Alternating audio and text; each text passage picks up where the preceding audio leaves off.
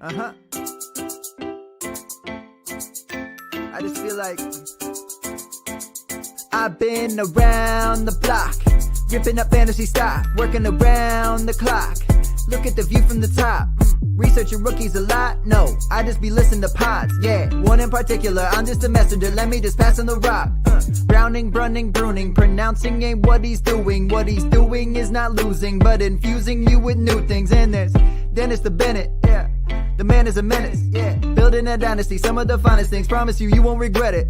Sly as a fox, cultured in pop. Give him his props. Here is a thought, here is a box, and you cannot compare them at all. So don't even try. Careful with the news, but when you use a take, I take up Tony Fire. I mean Dyer, because anyone else is a huge mistake. Whoa, fantasy round table, fantasy round table, yeah. Fantasy round table. Come take a look at the crown, baby. Hey, fantasy round table, fantasy round table, woo. Fantasy round table. Come take a look at the crown, baby. Go. What is going on, everybody? Welcome to another episode of the Fantasy Football Roundtable Podcast, brought to you by the Pigskin Podcast Network. That jumped out of my head there for a second. You can find them at PigskinPodNet on Twitter, or you can search the hashtag TPPN. We hashtag when we go there, when we go live. Everybody else does as well. A ton of great other podcasts a part of this network. Figured we talked about that right off the top. And I still messed it up, but that's all right. We're going to keep moving forward on this beautiful Friday. Matt is here with me. We are going to be recapping the Thursday night football game between the Colts and the Jets, and then we are going to talk about the rest of the Week 9 NFL slate. Matt, how you doing on this beautiful Friday? Doing pretty good. I was waiting in suspense there when you paused. I thought maybe there was a new sponsor. This was your way of telling me. Not quite yet. I'm still working with Marvel to see if we can make something happen. Make pop culture corner a big thing. They have not gotten back to me yet, but I'm still waiting. We'll see what happens with that. Yeah, it may be back next week if you get a chance to go see the movie. That definitely won't happen by next week, but may happen in the next 2 months if you get to. It probably won't. No. But hey, we can talk about Shang-Chi because that's apparently dropping on Disney Plus here in November. So I'll definitely get a chance to watch that. No, I think the next one I'll probably be able to go see in theaters is Spider-Man. Yeah, because my kids will actually want to go see that. Yeah, it's I very don't think hard your to kids find. will be into Eternals. Neither do I. No, that's kind of why I'm like, I think the only thing they want to go see in theaters right now besides that is Clifford the Big Red Dog, and I'm pretty sure Pop Culture Corner does not want us talking about that. So you know what? I am also going to be watching Clifford the Big Red Dog. I'm going to probably watch it on Paramount Plus because I can just watch it from my house. My wife saw the trailer for that today before Eternals, and she was like, "When does that come out? We need to go to that opening day." I was like, comes to our house. We can watch it." So that could be Pop Culture Corner. I didn't know it came out on that. I might have to watch it at home then too. Now I want to take my kids. It's been a while since we've got to go to I think the last one that us family did, which I know everybody, this is just riveting football talk, and I apologize. But I think the last one that we all went to see together was Toy Story. And then I've taken my oldest son. We've gone – actually, I think the last one we went and saw was it Spider-Man? It may have been. It's been a long time. That didn't come out too much ahead of the pandemic. That was like fall of 2019. It feels like it was a million years ago. But, I mean, 2020 wasn't really a year for going to the theater so much. Yeah. It's nice this fall that at least it's an option. Yeah, I think we went and saw – me and my wife went and saw something during the pandemic when theaters first started opening back up, and I cannot remember for the life of me now what it was, but – yeah, I mean, I'm excited for the new Spider-Man. Obviously, Hawkeye comes out this month, too. I'll be watching that religiously. I love Hawkeye, so that'll be something we can definitely bring Pop Culture Cornerback for. And the only bad thing is if it drops on Wednesday, like low-key, might get myself in a little bit of trouble because my wife is excited about Hawkeye and like what if. So I don't know how I'm going to slide that by her. But we'll figure it out. She doesn't watch this show, so I can just pretend to be shocked. I'm like, oh, my God, what happened? I'm a great actor. Yeah, great actor. All right, so let's talk about this game from last night. Jonathan Taylor goes absolutely insane. 36 points, at least in the league I'm looking at right now that I have him.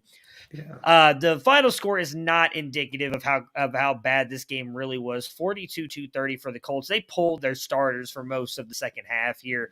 So let's start that side, though. Taylor, Hines, Pittman are all great. Even Carson Wentz had a pretty good game. But are you concerned at all about the Colts' defense and what they allowed the Jets to do here in the second half? Yeah, I mean, like you said, I think it was 42-10 at one point in time, and they pulled everyone out, which makes sense. But the Jets were able to close pretty solidly and were able to get quite a few big plays to score a lot of points there at the end. I think that is a little bit concerning because we haven't seen the Colts defense be that incredible this season. And if they want to make a move, you would imagine they're going to have to face some tougher AFC teams than the Jets per se. So it was good to get a win. Maybe the defense was relaxed a little bit too, but it is a little bit troubling. Yeah, I mean, this was with third-string quarterback Josh Johnson for the most time, too, because starter Mike White went out. Backup Zach Wilson is still injured as well, so going to be very intriguing to see. And for what it's worth, Dennis said that he thought it was a lot of soft play calling and soft zones, too, because they had such a huge lead. And that's possible. It's possible that it's deceptive, that they just wanted the game to end. They didn't want anyone to get hurt, so they're not going all out. On the Jets side, I mean, before we get into the now newly minted quarterback controversy, Elijah Moore breakout game. I'm curious to see in redraft leagues if he gets picked up now. This again was with Josh Johnson. It's Josh Johnson, right? I feel like I'm saying Josh Johnson. Who's played, I believe, for like every NFL team as well. But the first one was Mike White, though. I mean, I think he caught one from each quarterback. Yeah, he did. It was on the play that he got hurt. He got that touchdown pass, actually. Mike White did. Yeah. I mean, I'm not gonna lie. I was happy for Josh Johnson. His first 300-yard passing game I think he's 30-something years old in his NFL career. So it's great to see him. He's a guy who came out of was it the AFL that he was in last year? Was he in? I think he was in the AAF. Sorry, the AAF. Yes. But he had played in the NFL prior to that, been kind of a dream and bounced around. Yeah, I remember. I couldn't remember if it was the AAF or the XFL he was in. I don't know if it was last year. It was 2 years ago. He played for a little bit, and then I think it was the Vikings or someone had suffered a couple injuries. I thought it was last year. You're right. It's the XFL. He played for LA in the XFL. I thought it was because of COVID. Then they brought him up and he played, and then he stayed with the NFL the rest of the season. So, but it was cool. It was definitely cool to see that. I like stories like that. So, but definitely great to see Elijah Moore. He was a rookie that a lot of us liked. A lot of people were hyping up all this summer, so it was great to see him get that huge game. I think he had 20 plus or 30 plus fantasy points as well yesterday. So big game for him. But at the quarterback position, I mean, everybody's been talking about it. I've been making jokes, with the fact that all these quarterbacks, again, Josh Johnson just threw for 300 yards, and Zach Wilson has not been able to do it. Is there any concern here for Zach Wilson at the quarterback position? So Dennis's comment was that Mike White is no Tom Brady. So, of course, they're going to go back to Wilson. And, we have been jesting a little bit. I don't think in all seriousness that the Jets are going to toss aside the number 2 overall pick. But what has to be a little curious or a little concerning, Mike White, while they didn't make a huge dent to win, when he came in relief of Zach Wilson, seemed to be able to move the ball against the Patriots better than Zach Wilson had. Obviously had that great game to help them beat the Bengals. We saw both he and Josh Johnson moving the ball at least against the Colts. The Jets have a myriad of problems, but their offense had been fairly pitiful. It kind of makes you wonder what else is going on. Does Zach Wilson need more time? Will they not rush him back because they're seeing that maybe it's not the offensive scheme and the other offensive players that they have, but that their quarterback just isn't really ready for prime time? Yeah, that's where I honestly lean. I like to joke about the Zach Wilson thing because of my buddy Felix Sharp being all in on Zach Wilson. I don't think Mike White is going to be the future NFL franchise quarterback of the Jets, like I joke. But I do think it is a little bit of an indictment on Wilson because say what you want, Mike White, he even came out there yesterday and still had a really good drive before he got hurt. He was still looking good. Then Josh Johnson goes out there and operates this offense in a way that we all thought Zach Wilson was going to. Again, like it's a joke, but at the same time, like Zach Wilson is yet to throw for 300 yards. And then Josh Johnson went out and did it yesterday in 3 quarters with this offense. And Zach Wilson has not been able to do it in 6 games as a starter, 5 games, whatever it was that he started. So let's see, 1, 2, 3, 4, 5, 6, and 7. Well, I'll say some 6 of these games have been against better teams too. Because Bengals, I know they weren't great last year, but they came in with the best record in the AFC. And White's doing it. The Colts were a playoff team last year that's played kind of a brutal schedule that has an impact on them being 3-5. It definitely has to give you a little bit of pause about Zach Wilson. Yeah, and again, I don't think he's not on the hot seat. His job's not in question. They're not going to pull a Josh Rosen, I think, on him and draft another quarterback next year. But I do think, as you mentioned, maybe it's got to give you some pause and be like, maybe he's not quite as ready as we thought he was going to be, just based on the way he's played and these backup quarterbacks have played with him being out. But I still think regardless, once he's healthy, maybe they give him like another week just to make sure he's 100%, but he's going to get thrown back out there. I don't think this is a situation where they're like, hey, why don't you sit for like the rest of the season and kind of learn? I don't see that happening here with Wilson.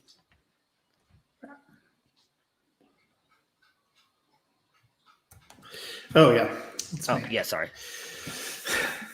So we're about to talk about Week 9, but if you want to get the tools that help Bob Harris reach the Fantasy Football Hall of Fame, head to footballdiehards.com and get the Flash Update Pro, a full suite of tools to make you a better fantasy manager. Rankings, configurable cheat sheets, mock drafts, consistency tools, target distribution, snap counts, and more. Use code ROUNDTABLE for an additional 15% off the already low price of $24.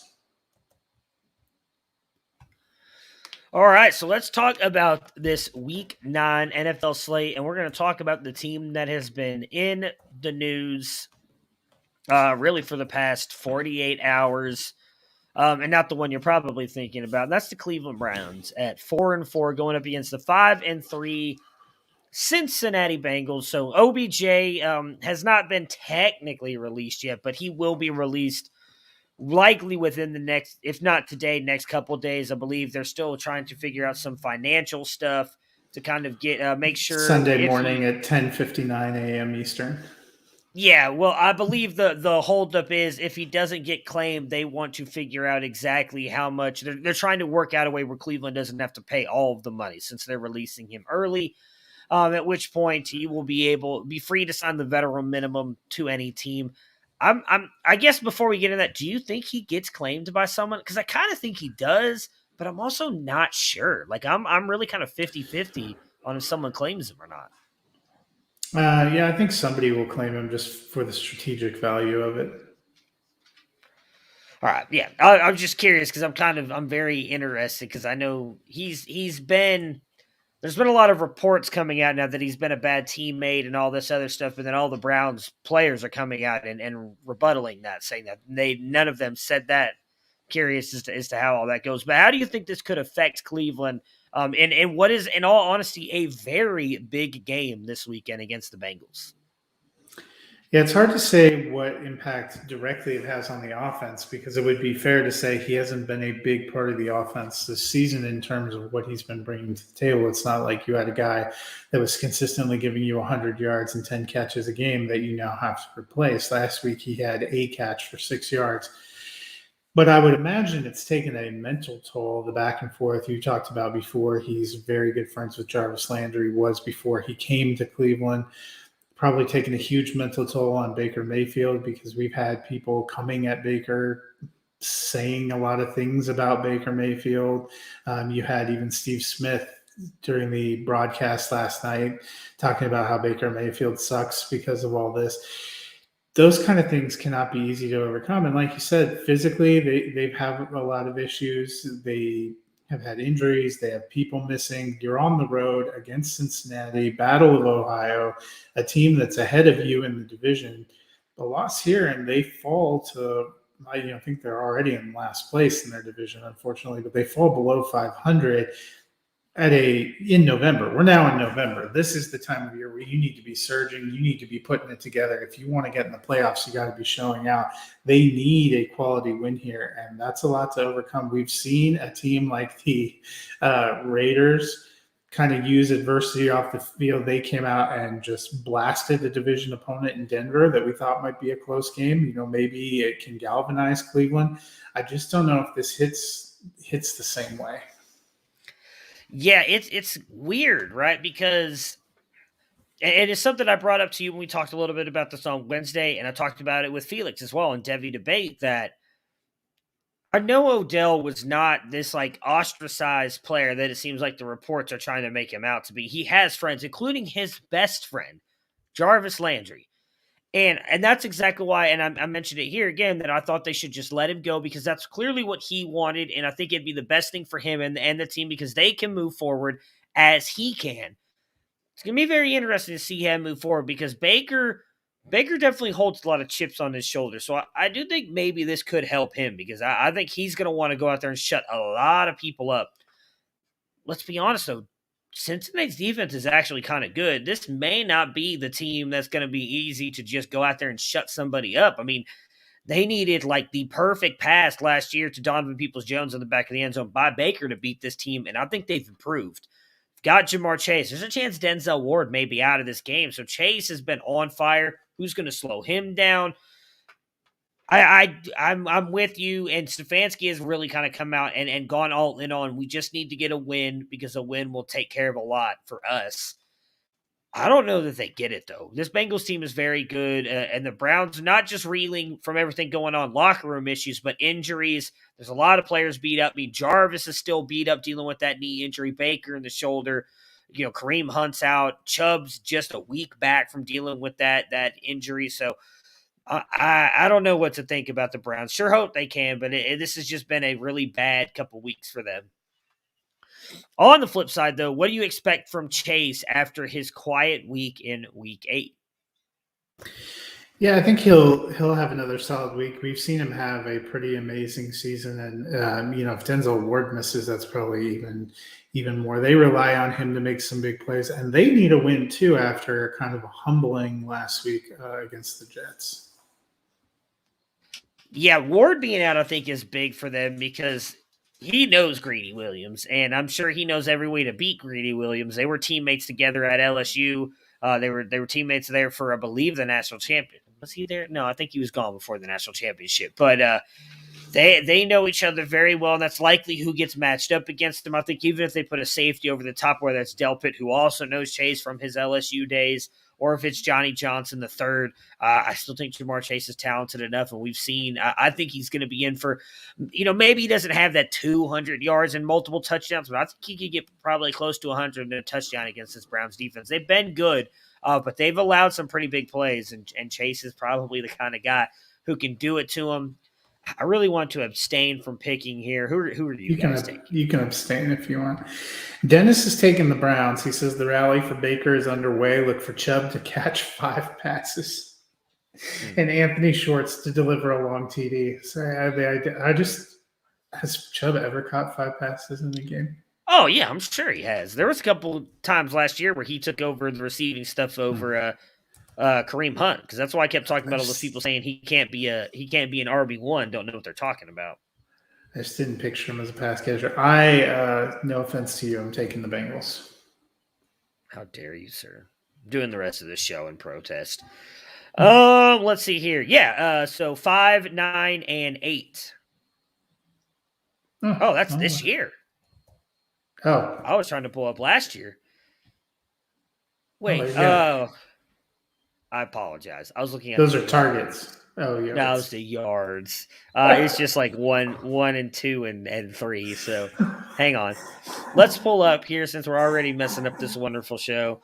Once last year in week 15 against the Jets, he caught all 5 of his targets. So I one guess time. it's possible. It just feels like, I guess it's possible. Yeah, I will. I'm just doing this because I'm a fan and I want to see this happen. I'm going to take the Browns to win. I actually think DPJ has a pretty big game here. He's played good both times against Cincinnati, and I think they will lean on him to step up as well with Odell being out. Not a big game, though. I expect them to win by like a field goal. I'm going to take the Browns. The 4-4 Denver Broncos at the 6-1 Dallas Cowboys. Matt, do your Broncos stand a chance in this game? I mean, as we saw last week with the Jets beating the Bengals, everyone has a chance. If you're an NFL team and you're on there, you have a chance. Do I think they're going to beat the Cowboys? I would probably give them a 5% chance, and that's optimistic. Yeah, you got to do your best, Kevin Garnett, right? Anything's possible. Just anything's possible. I think that's what he yelled. Well, I mean, the strength used to be defense for Denver, but they've been kind of eradicated in the front line. Still no Bradley Chubb. I do think the Kenny Young, the linebacker they ironically traded for from the Rams, was pretty decent last week. The question is always the secondary. Bryce Callahan, who was playing really well, got hurt and is out. So now you have Ronald Darby and Kyle Fuller, who have at times this season looked like burnt toast. And someone told me, this could be a rumor, that Dallas has some good receivers. So I don't know if I'd believe that at all, but yeah, I'm with you. I think they clearly stand a chance. I mean, when the game's not played on paper, we've seen worse teams come in and beat better teams. So there's definitely a chance. I would not bet a lot of money on that unless, you just have a lot of disposable income, because Dallas is very good, as you mentioned, a lot of good wide receivers. So what are you expecting from Dallas's defense in this game? Well, Dallas, they have a lot of good pieces. And Teddy Bridgewater struggled, so I think the Dallas defense could probably force some turnovers. They were really locked down last week against what I think is probably a better Vikings offense overall. I think Justin Jefferson, as much as I like Cortland Sutton and Jerry Jeudy, Justin Jefferson's probably better than anyone they have. And as much as I love Javonte Williams, Dalvin Cook is a better running back than what Denver has. I think Kirk Cousins is a better quarterback, and they run a similar kind of offensive scheme and system. And we saw the Dallas defense hold up really well and keep them in it with Cooper Rush. I think that they're going to be able to bottle them up. And on the flip side, I don't think Denver can stop this Dallas offense. That was the problem in their 4-game losing streak. They couldn't stop anyone last week.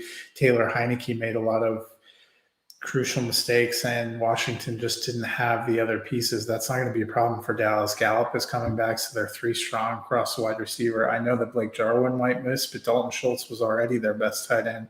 They have 2 good running backs. Dak is starting. Denver does not match up well. No, and I mean, let's just be honest. It's also because Dallas is one of the better teams in not just the NFC, the NFL right now. I mean, it's crazy that 2 players have just completely transformed this defense in Parsons and Diggs, and has really just made this team look really, really good. Dan Quinn, he may not have been much of a head coach, but he got a couple of pieces that he wanted. Even moving on from a guy like Jalen Smith, who you would have thought on paper would have been one of their better defensive players. The scheme different. I mean, it shows you what a difference coaching can make. And that had happened for Dallas a couple of years ago when they had given it to Rod Marinelli. He really came in and did something different and galvanized the talent around him. And Dallas is doing this without DeMarcus Lawrence, who's arguably their best pass rusher. Yeah, I mean, in fairness, we talked a lot about that last year, that Nolan might not be the best coach for that defense, and clearly we are seeing. Yeah, that we are clearly seeing that might have actually been true. Yeah, I'm all in on Dallas. So you got to watch out for CeeDee Lamb, though. He popped up late with an ankle, I believe, on the injury in report. practice, So, too. yeah, he Come on, might Diggs. You're only miss. supposed to hurt the other team. Yeah, so we'll see what happens with him, but there's a chance that Gallup comes back as well. I'm taking the Cowboys to win this one. Yeah, we're all taking the Cowboys. A Titan matchup right here between the 1-7 Houston Texans and Miami Dolphins. Tyrod Taylor should be back. Do you think it will change the Texans' offense? Yeah, I mean, the Texans offense produced 6 touchdowns they said the 6 quarters that Tyrod Taylor had been in there, and they haven't been that great since. Davis Mills has looked a little better in recent weeks, but I think Tyrod Taylor is a veteran guy that brings a different dimension, and the happiest person in the world has to be Brandon Cooks, who's not happy with a lot of the things the Texans have done, but probably happier to have Tyrod back. Yeah, I mean, again, Tyrod played really good in that first game and was playing good against the Browns as well before he got hurt. So I think he could come back and change things. What I am most interested to see is if he helps in the running game at all. Do we see like a David Johnson, Phillip Lindsay, or Scotty Brooks get any kind of checkdowns or anything? Or is it just Brandon Cooks and that's it that we can trust from this offense? I mean, they could potentially have a runner. I tend toward thinking that Phillip Lindsay's probably the grinder that they would get in there to replace a Mark Ingram. I don't trust David Johnson at all. They came out last week and said he's our guy. He's going to be featured. If featured means you get 2 carries for 4 yards and 1 catch for 1 yard, I don't want to be featured in the Texans offense. Yeah, I mean that's kind of why I'm hoping Tyrod can maybe change things because man, that was a bad outing for David Johnson. If not now, when for Miami? Do you think Tua will feel more confident now that the trade deadline has passed and he is still their quarterback? I don't know. It still felt like a little bit of a lukewarm endorsement from even their owner when they talked about, yeah, we explored everything. We really tried to work it out. It just couldn't make it happen. So we're going to go with Tua. We like him. I don't know if that's the reassuring, confident nod that he was looking for, but he's the guy. He's played pretty decently of late, at least for fantasy. I don't think the offense is Miami's biggest problem right now. Yeah, I think for Tua at this point, whether you think you're going to be the future in Miami or not, based on everything that's happened with the trade talks and Deshaun Watson, there was a lot of talk then that they said, hey, this may be something we just revisit in the offseason. I think you've got to view the rest of this season as just like teams who are as well 1-7 like you are, hey, and lose their coach. Everything you're putting on tape is a job audition for somebody else. Let's go. Because someone's going to make a trade for you. The Dolphins aren't going to hold on to you if they get Watson. And I do think a team is going to want to trade for Tua because I agree with you. Even though I don't think he's as good as Joe Burrow and Justin Herbert, he is an above average quarterback. He's better. He's in that middle tier and probably one of the better ones in that middle tier. I think he can go to a team and definitely help them out. So I do think he can turn around because he has not been playing horrible. Let's hope he can get Jalen Waddle on track to continue to be having a really good season as well, or continue to improve and have a good season. Who are you guys picking for this game? Dennis is taking the Texans. He said the return of Tyrod spurs Cooks to a fantastic day. I'm not ready to quit the Dolphins, so I took the Dolphins.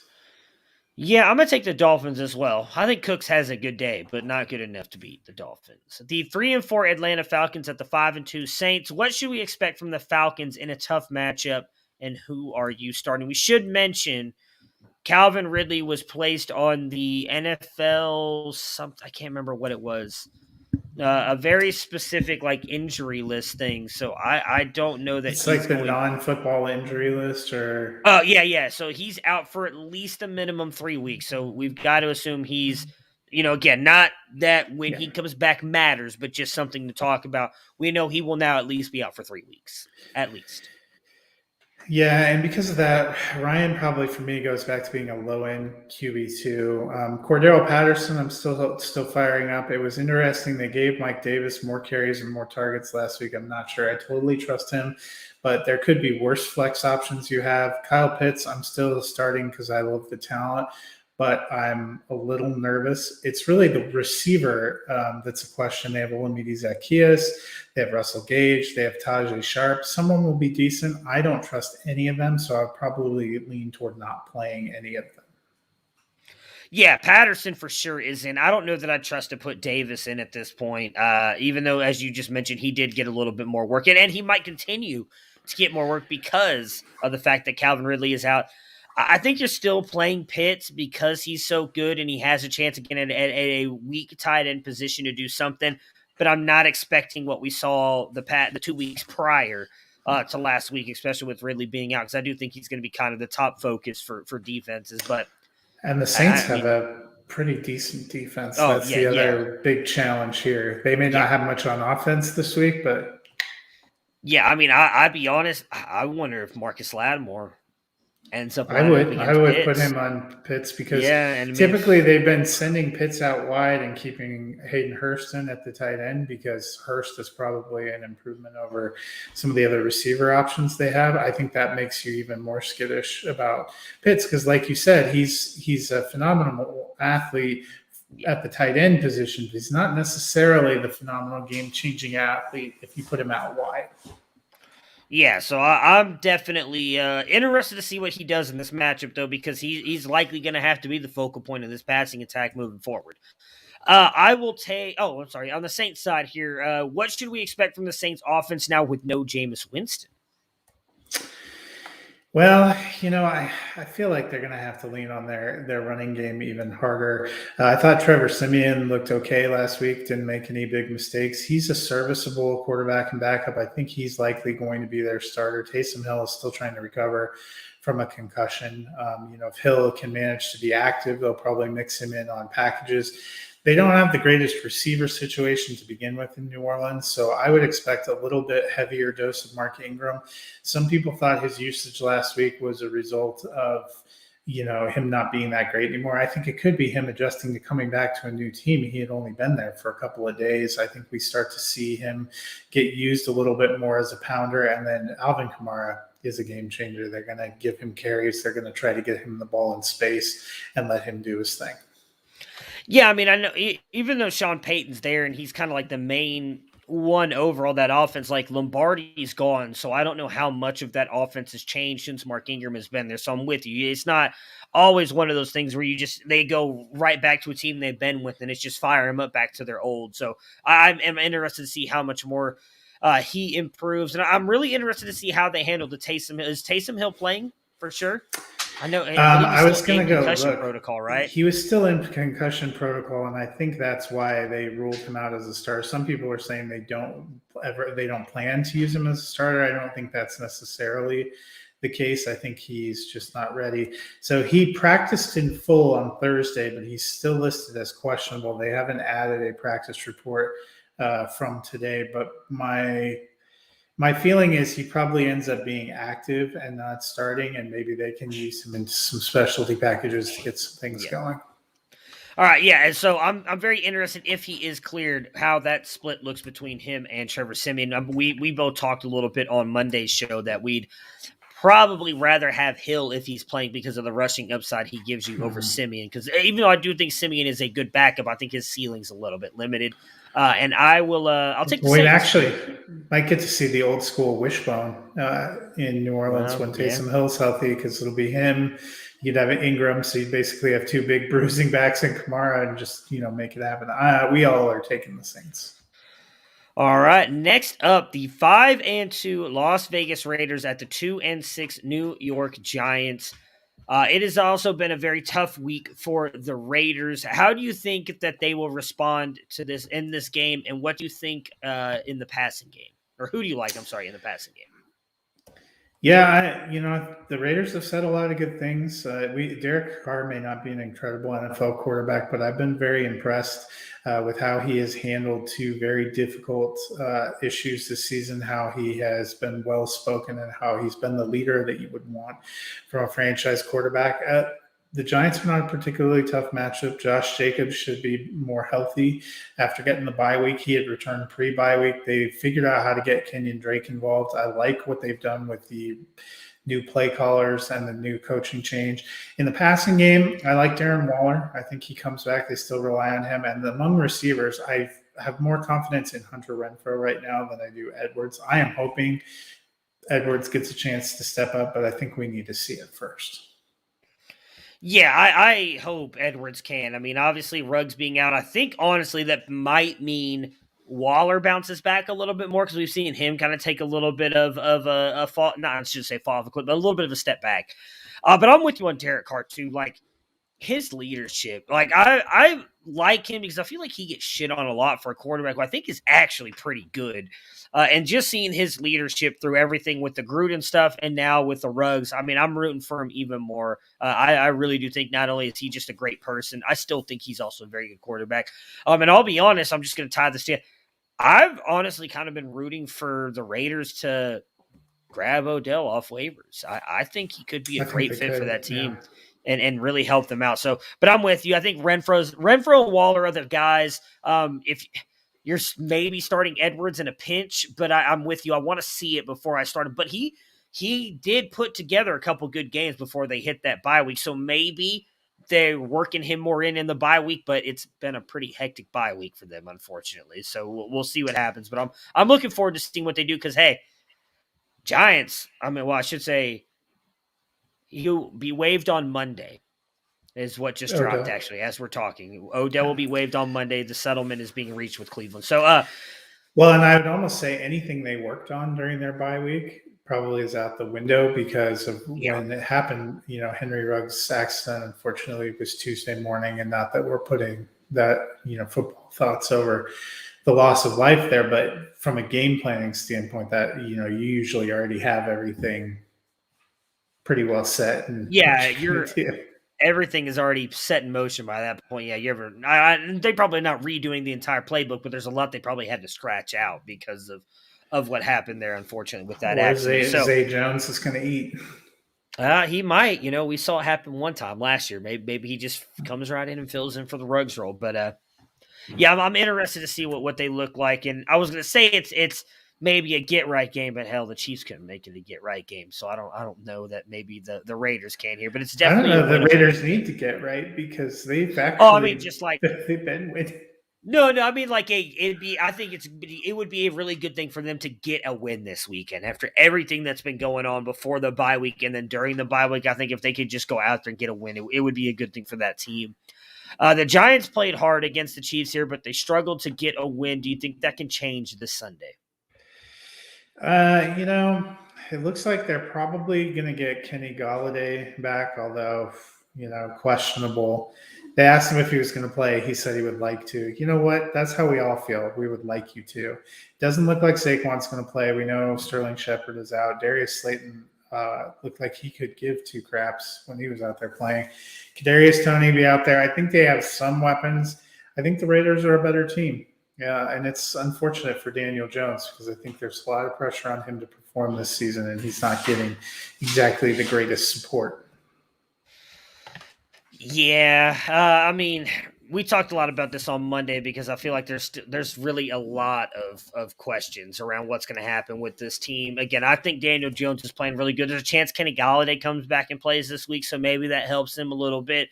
Tony's been good. So there's a chance Barkley plays, which I was a little surprised about. They pulled him off the COVID list, so maybe we see him go out there. Like I said, it would be really great if we could see like the Giants full team out there and healthy for a little bit before we just decide Daniel Jones is not it.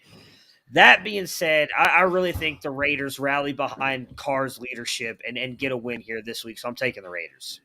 I also took the Raiders. Dennis is taking the Giants. He said there's only so many teams a time can rally after upheaval. So two of us are going to be right and one of us is going to be wrong, it looks like. The New England Patriots and the Carolina Panthers, both sitting at 4-4, play each other this week. Are you comfortable? What Patriots are you comfortable starting? My goodness, I cannot read. Maybe it's the jerk who typed these. No, it's just English is not my first language, and I'm pretty sure I never graduated elementary school, if I'm being honest. So I like Damian Harris. He has touchdowns in his last 4 games. It's always been a little bit of a tough nut to swallow to rely on a Patriots running back, but it certainly seems like Harris, even though he's not the pass catching guy, has done enough that you should feel pretty confident he's going to give you RB2 returns. So I like him. Hunter Henry has good chemistry with Mac Jones. I think in the state of tight end, I like him as a top 12-ish tight end option. Not sure I trust any of the receivers, but I've been liking what I've seen from Mac Jones. It's not an incredible matchup, but could be worse super flex options. Like all the other rookie quarterbacks. Yeah, definitely. I talked a lot about that in our Slack channel the other day because I think he's like 21 or something like that in fantasy points, everything. But he's not been bad. But it's Harris for me. I mean, he's been phenomenal. Hopefully they continue to feed him because every once in a while we see these players like really start doing good, and then all of a sudden Bill Belichick just decides it's going to be JJ Taylor time for like 3 weeks. But Harris is the guy that I definitely feel comfortable putting my and Hunter Henry as well. I mean, I don't think he did really great last week, but the week prior he scored touchdowns. I think the 2 weeks prior to that, I think he'll be fine going back in this week. So those are the two for me, and I agree with what you said on Mac Jones on the Superflex side of things. What Panthers do you like in this matchup? I think the only one I'm confident that I'm starting is DJ Moore, and my confidence in that has dipped a little bit. If I was forced to pick a quarterback from this game to put in my Superflex, I'd probably go with Mac Jones. Sam Darnold has not looked great. He's only had limited practices trying to come back off of concussion. If it's PJ Walker instead, I'm even less bullish.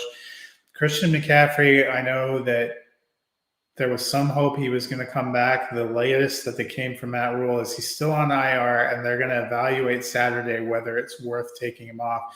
To me, that sounds like another week before he comes off. It doesn't sound confident. I don't think he plays, and I think that's going to be troubling for Carolina. I might like the defenses in this game if I needed a fantasy defense. Yeah, that's interesting. I'd probably take which defense do you like more? Because for me, it'd probably be New England. New England, yeah. Okay, yeah, I'm with you there. Yeah, DJ Moore just because of how good he is, but again, Darnold. I mean, he worries me on what he can even do for Moore. So, but I think Moore.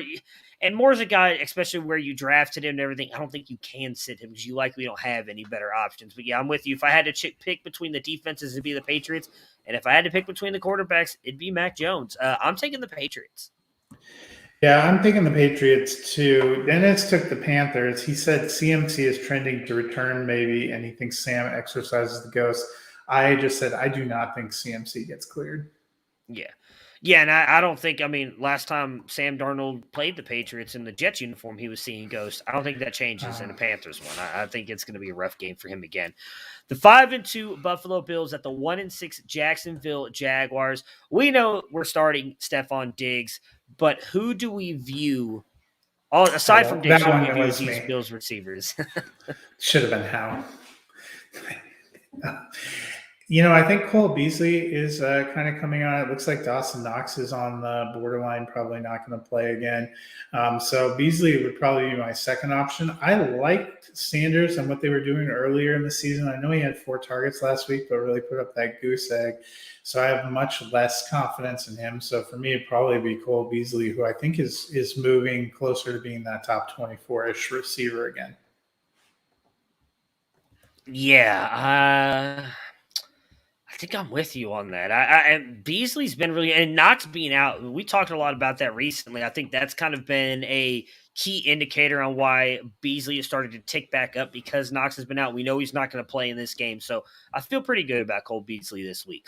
The Jaguars offense has struggled. Who do you like to start in week 9? Yeah, and James Robinson is officially questionable, didn't log a ton of practice time. So you have to be a little bit nervous. If he starts, I'm probably still putting him out there, but I moderated expectations. I had him as a low-end RB2 at best. If he doesn't start, I don't know how confident I am about Carlos Hyde. It didn't seem like they gave him a ton of carries, and I'm not sure how much I believe in the run game. Probably the only play from the Jaguars offense I feel great about is Dan Arnold. If you saw my sit start, he was my start recommendation.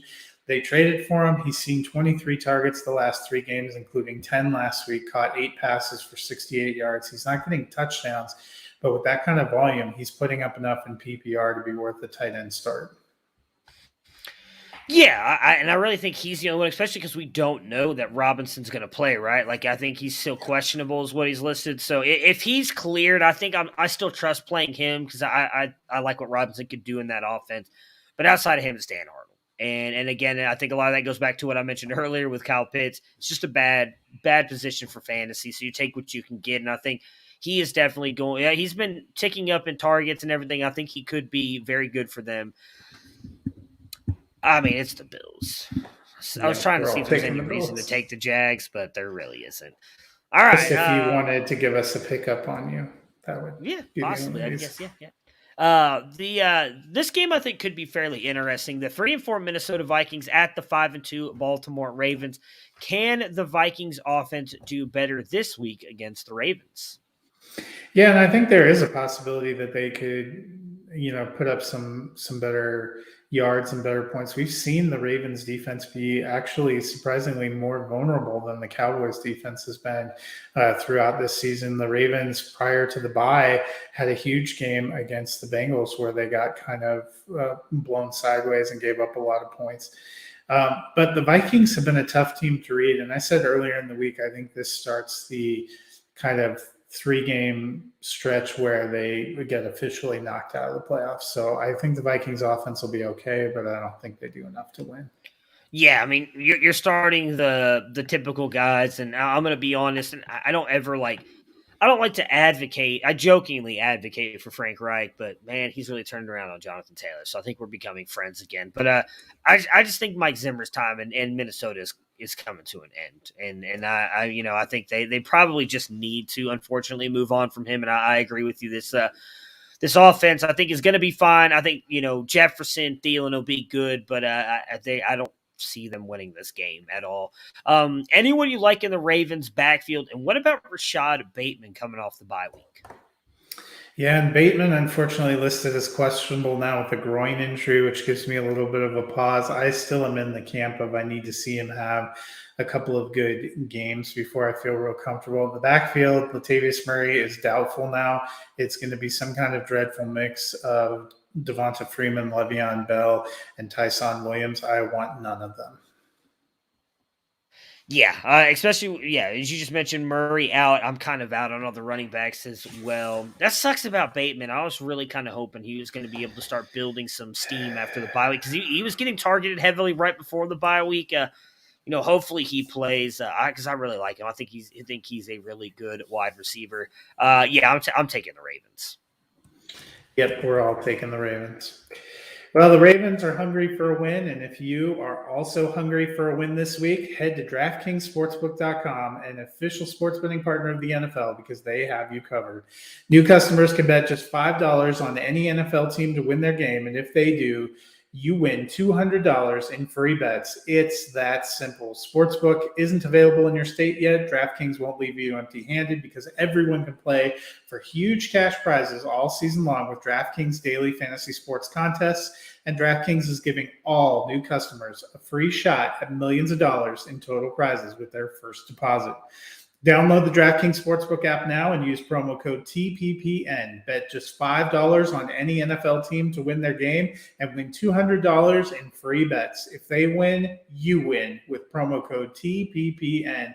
This week at DraftKings Sportsbook, an official sports betting partner of the NFL. You must be 21 or older in Indiana, New Jersey, and Pennsylvania only. New customers only. Minimum $5 deposit, $1 wager required. One per customer. Restrictions apply. See DraftKings.com/sportsbook for details. And if you have a gambling problem, call 1-800-GAMBLER. All right, so let's talk about the next game here on the docket, and that is the Los Angeles Chargers at the Philadelphia Eagles. 4-3 for the Chargers, 3-5 for the Eagles. Can Herbert get back on track this week after having 2 bad weeks going into the bye? Boy, I hope so. The Philadelphia defense hasn't looked incredibly daunting. I thought last week Herbert was going to kind of pick back up. The Patriots really took him apart. He needs to get back on track, I think, to build his own confidence and also for the Chargers to keep building toward at least a playoff berth. Yeah, and I mean, again, I've been all in on the Chargers. I had Herbert as my MVP pick. That seems kind of unlikely now with the two bad games and as well as some of the other players are playing. But I do think they're able to turn it around this week. It's not going to be an easy matchup. I actually think the Eagles' defense has been a lot better than they get credit for. But I do think he turns it around coming out of a bye week. I think that Herbert's going to be just fine, as is everybody else on the Chargers. For the Eagles side here, what do we expect from this backfield? The Chargers, one of the worst teams against the run, so there's a real shot that one of these guys could have a really good game this weekend.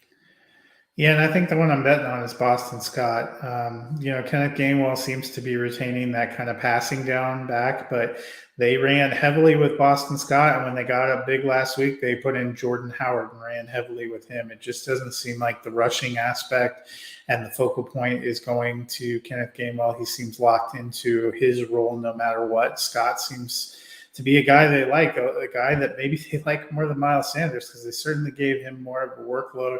He gave a couple of touchdowns last week. He may not have kind of that explosive scoring, but I think he's the one that ends up scoring the highest this week.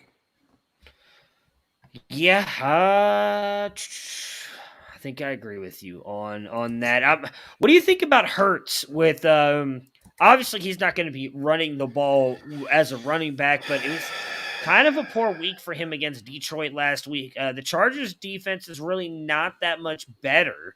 Do you think he can actually go back to producing? Like we both had him, I believe, in our top 12. Does he get back to that this week? Yeah, and I feel like they didn't need him to throw and do a lot last week because Boston Scott and Jordan Howard were rushing so effectively. Those guys combined for 4 rushing touchdowns. I think it was maybe a case of them really not needing Hurts to come up. I think the Chargers are better than that. What would scare me is the Chargers probably have a better and more aggressive secondary. Turnovers could be a problem, but we're going to have to watch and see. I don't feel like Jalen Hurts is a long-term answer at quarterback. And if he doesn't play well enough, you have to wonder if they look at other options too, even in season. Yeah, I really hope it doesn't come to that. I talked a little bit about that on Monday. That I'm curious to see how much longer we get the Jalen Hurts experiment. And as someone who has him in my two redraft leagues, he is my starting quarterback. I am starting to get a little bit worried. If he has a big game this week, it'll lessen that a little bit. So I'm hoping, but I am a little curious to see how he looks against the Chargers. I'm taking the Chargers though to win and get a bounce back here. Yeah, I'm taking the Chargers. So is Dennis. All right, next up, a game that, when it came out on the schedule, looked like it was going to be a really good game. A lot of things have gone wrong since then. The 7-1 Green Bay Packers at the 4-4 Kansas City Chiefs. We know Rodgers will not be playing. It'll be Jordan Love. So with that being said, who do you like for the Packers for the fantasy side of things this week? Yeah, I still have Aaron Rodgers as a top 5, or Aaron Jones as a top 5 option at running back. I think they're going to lean on him. I think we saw last week they didn't have their receivers, so they leaned heavier on him and A.J. Dillon. I think this week with Jordan Love in there, they're going to lean heavier on Aaron Jones and A.J. Dillon. I moved A.J. Dillon up to running back 25 for me. I think he's a good flex play. I still think with Devontae Adams coming back, he's the guy you want. I dropped him a little bit outside my top 12, but I find it hard to believe a guy as talented as that isn't against this defense isn't at least going to give you wide receiver 2 numbers. Yeah, I actually think that this offense is going to be okay. Part of it because of the Kansas City Chiefs defense just not being good. And secondly, and I know it was the preseason, but Jordan Love looked pretty good in the preseason. And for as much crap as we like to give Matt LaFleur for what he's done coaching-wise in the playoffs, I do think he's a very good coach. Jordan Love has been there for over a year now. I think Matt LaFleur knows what he can and can't do well, and I think they're going to tailor the offense around that. He's not a horrible quarterback. He's not Aaron Rodgers, and I don't know that he's even a top 15, 16, 17 quarterback, but I think he can be serviceable enough. I'm with you. Adams, I think, is still going to be just fine. And then Aaron Jones and A.J. Dillon should be in for really good games here for the Green Bay Packers. On the Chiefs side here, it's not an easy matchup for them, especially on the ground. Patrick Mahomes he's going to have to carry this team. We saw him, I believe, throw 50 times this past week. Yeah. Can he go back to being QB1 again? Yeah, and it's tough after seeing Kyler Murray, who had been more stable this year, get held to less than 10 fantasy points against the Packers defense last week. Has to give you a little bit of pause, but Green Bay or Kansas City is going to have to score if they want to beat Green Bay. And I don't think they can do it on the ground. It's going to have to be Mahomes. He's going to have to find some of that magic and clean up some of the turnovers that have plagued him. Yeah, and I don't think it's going to be easy. Even with Jair Alexander out, this defense has been really good. So I'm very curious to see what this looks like. And can anybody step up outside of Tyreek Hill? Because he's almost turning into now more of a PPR guy than that deep threat. It seems like a lot of defenses are playing those two safeties over the top to limit the big plays. And it really has kind of changed this Kansas City offense. And I'm curious to see how they rebound from that. I'm taking the Packers. I think they get the win here, even with Jordan Love, the quarterback. Yeah, Dennis took the Packers too. He said he thinks the team rallies around Love in Kansas City, struggling, especially on defense. I'm still taking the Chiefs. All right, the 7-1 Arizona Cardinals at the 3-4 San Francisco 49ers. What do we expect from Arizona here with Kyler Murray and DeAndre Hopkins, who are both listed as game time decisions? Yeah, that has to give you a huge sense of pause. Arizona went into the last week's game 7-0, the last undefeated in football. I honestly think they come out of Sunday's game with a 2-game losing streak.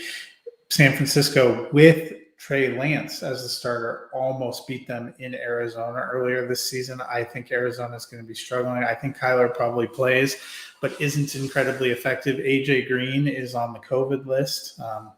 After him not even noticing the ball being thrown to him in that last game, they may not care. DeAndre Hopkins, we've seen, is banged up, is not the same. And I think that limits them, and Arizona is just hitting a little bit of a struggle. Their defense really struggled against the run in a couple of these games, and that is something San Francisco does really well. Yeah, unfortunately, we saw this out of Murray last year too, right? Like Arizona was really good. It looked like they were playoff bound. Then Murray gets hurt, and he went out there and played through it, and I got to give him props on that because it takes guts to go out there and play through an injury. But that team struggled when he was not 100%. And not only are we now talking about not him being 100%, but their best wide receiver as well in DeAndre Hopkins. So San Francisco still a very good team. I'm right there with you. I don't know that either one of these guys has big games. I think I had Murray at like 9 or 10. So like I didn't have him that high. And I had Hopkins at like wide receiver, I think 23 or 4 in my wide receiver rankings because I wasn't sure what he's going to do. So yeah, I'm with you. I don't know that either one of these guys has a big game. With the 49ers, they need to get a win here. What do you think a loss, though, would mean for this team? I think it would pretty much put an end to their playoff hopes. They're talking about dropping 3-5, then middle of the season. They don't have the most talented roster. You would have been swept now by Arizona, who's a team ahead of you. The Rams look like they're putting together a super team. So you would have to be competing in that wild card group. And I think a loss here, and they have to start seriously looking at whether it's time to just starting Trey Lance and seeing what they've got. Yeah, I think if they do lose against Arizona, it'll start trending that way, but I don't think they go to him until they get to like that 6-loss mark, so one more week, and because then I think you really are getting closer to being out of it at that point. But obviously a win, I mean, you get back to 500, you're right back in the thick of things. I think if they do lose, they're still going to at least give it one more week, but I'm not predicting them to lose. I'm with you. I think that they end up winning this game, so they're moving closer to being back into the playoffs. Yeah, Dennis took the 49ers as well. All right, clean sweep. All right, on to the Sunday night football game. The Tennessee Titans sitting at 6-2, and I believe the top of the AFC, which is insane to say. Number 1 seed in the AFC. At the Los Angeles Rams, we're sitting at 7-1. How do the Titans replace Derrick Henry this week? Yeah, and we talked about this before. They can't replace that production 1-for-1, but I think they have to lean more on their passing game, probably have to hope for a continued success for A.J. Brown, have to hope Julio Jones can make it back out on the field, and then hope that AP has enough to threaten on the ground and that they can use Jeremy McNichols as a passing outlet and try to cobble together an offense. Yeah, I'm going to be honest. I think it's a lot more Jeremy McNichols this week and maybe even next week. Like, I have no doubt Adrian Peterson is going to be serviceable, but dude wasn't even on a team last week, and I'm sure he was working out and staying in shape. We talk about it all the time. Staying in shape and football shape is two completely different things. I don't see him going out there. Do you think he even gets 12 carries? Because I don't. I really think it's going to depend on game flow. If the Rams get up, I don't think they're trying to run the ball. But this puts a lot of pressure on Ryan Tannehill. You know, they signed him to a bigger contract to be the guy. It's for times like this, you have to show you are the guy. Yeah, I think it's going to put a lot of pressure on him, and I'm not sure that's going to work out that well for Tennessee. Are the Rams now the Super Bowl favorites in the NFC after adding Von Miller at the trade deadline? Yeah, I'm still sticking with my Cowboys pick as they will be in the Super Bowl, but I think the Rams have to be the Super Bowl favorites. We saw Arizona finally lose. They're struggling a little bit. We've seen Green Bay hit a little bit of a wall with Rodgers coming out. We saw Tampa Bay lose. I think the Rams are chugging right along, and they just keep adding pieces. Yeah, I mean, they have to be. With as good as Stafford has looked and that offense the past couple weeks after struggling earlier, now all of a sudden they've turned it back on. They look unstoppable on offense. And then you already have, in my opinion, the best defensive player in the game in Aaron Donald, who already is like not easy to stop. And then you add a guy like Von Miller next to him. I mean, I thought having Myles Garrett and Jadeveon Clowney was ridiculous. Aaron Donald and Von Miller is like the shit you do when you're playing Madden on your Xbox and you just want to dominate everybody. And then you have Jalen Ramsey in the secondary. So yeah, they're loaded. I think they have to be, especially because of Stafford. I would not be saying that, if I'm being honest, if Goff was still the quarterback. But Stafford, I mean, he's completely changed that offense, and I'm picking them to beat the Titans here. Yeah, I think the Titans become the second straight team to go into a week leading the AFC as the number one seed to suffer a loss. I'm picking the Rams, and so is Dennis. I'm just hoping Cooper Kupp doesn't have a massive game because I'm playing him and Jamar Chase. Again, I need one of you guys to just take it easy on me, please. Although, Jonathan Taylor did help me out last night with 36 points, but Cooper Kupp can do that exact same thing. You need to go the other way. You just need to root for your guys to all go off. That never happens. Never happens for me. The Monday Night Football game, which I think is very, very intriguing. Like, I've not really loved a lot of these Monday Night Football games this year. I'm really looking forward to this one. So it's not a wet fart? It is not a wet fart kind of game. This is like a stomach feeling great. I'm about to go get Chick-fil-A for the kids. Maybe like Chick-fil-A milkshake with some fries. You're feeling good. Just sit back, keep the feet up. Watch some college football. Kicks off here in a little bit. Hey, it is Monday night. You actually could get Chick-fil-A for this game. Yeah, you could. I won't. I don't want to kill our sponsorship with Chick-fil-A possibly. Not a big fan. But anyways, 3-5 Chicago Bears at the 3-4 Pittsburgh Steelers. Justin Fields played arguably his best game in Week 8. Can he make it 2 weeks in a row as a top 12 quarterback? I don't think he was top 12 last week, but he did get a. He was, I believe. I think he was QB 8. I'll look it up, but I'm almost positive he finished top 12 last week. It seemed like he was able to take advantage of some broken plays and run a little more freely. People wanted to point to that and being because Matt Nagy wasn't there. I don't know if that's totally the case. The 49ers defense isn't, they're not bad, but I don't know if they're incredibly great. I saw what Pittsburgh did last week in Cleveland. They're at home. I think they play a little bit fiercer and a little bit harder. I am not as bullish on Justin Fields this week, given that Chicago offensive line. QB5 last week, 26 points. It's because of the rushing. He had the over 100 rushing yards in that touchdown. See, and that again, that's why when we talked about it on Monday, I talked about him possibly being the next Jalen Hurts because I think he only threw for 100 yards too. But if he gets you a bunch of rushing yards and a touchdown, that's all that matters, and that's all Jalen Hurts has been doing. What is interesting to me and why I think Justin Fields could have a sneaky good game. Now, I did not put him top 12. I think I had him as QB 16 in my ranks this week. But why I think he could have a sneaky good game this week is Baker was able to extend the plays a little bit there against Pittsburgh, and he doesn't have nearly the speed that Justin Fields does. I know Matt Nagy's back, and I'm with you. I don't know how much of that is really on Nagy, but I think Fields has built up a little bit of confidence after that game. He really looked like he was enjoying himself. I think he might run a little bit more if he gets into trouble like he did last week, and that could lead to him having another good game because he gets you some rushing yards and possibly a rushing touchdown. Can we reflect for a minute that the top 12 quarterbacks last week included Mike White, Justin Fields, Geno Smith, Davis Mills, and Cooper freaking Rush? Yeah, I know. I just looked. Yeah, I know. I was looking at it. I was like, oh, hey, Mike White, too. Oh, wow. Geno Smith, 8. Davis Mills, 9. Cooper Rush, 12. Speaking of a wet fart of a Monday Night Football game last week, it was a wet fart for quarterbacks last week. I was so close, too, because I had Daniel Jones' top 12, and he finished a half point off as QB 13. I was like, that's a bad beat. Nah, that's a good beat. Excuse me. Forgot what I was going to say there about I do want to mention David Montgomery is back at practice.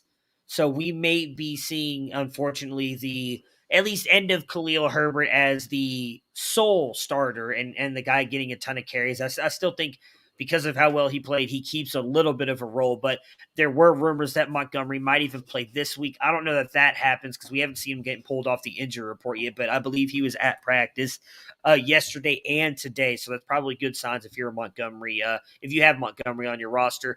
And now what are we expecting from the Steelers offense? I have Deontay Johnson up at wide receiver 4 this week. I'm expecting a massive game from him. What do you think happens with the Steelers?